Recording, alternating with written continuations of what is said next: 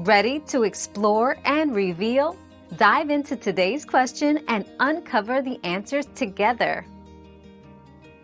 Yes, a bad wheel bearing can indeed cause shaking when accelerating, especially at high speeds.